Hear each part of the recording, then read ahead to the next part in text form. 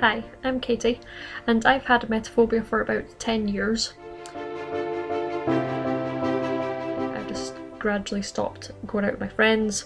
My anxiety was so bad that any kind of feeling in my stomach, I would think, oh god, I'm going to be sick today, so I wouldn't go to school.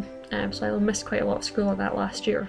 Usually sat in my bedroom watching reruns of Friends on box sets because I knew they were safe. Weird? What? What's weird? And didn't really go out of that tiny little comfort zone that I had.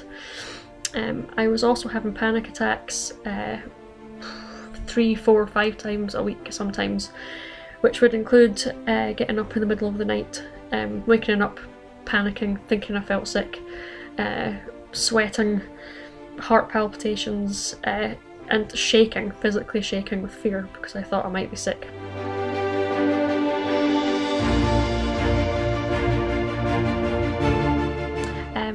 And since I've been doing the Thrive programme with this book, I can now say that I am completely over my fear, which is pretty amazing.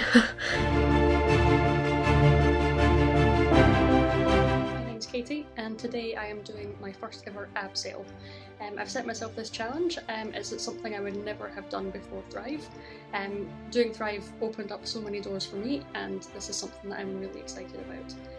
So I've got that book later, and I will check in later on.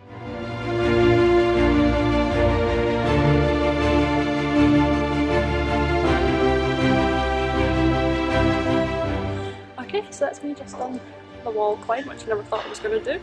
And next bit is to go for the abseil from that point up there.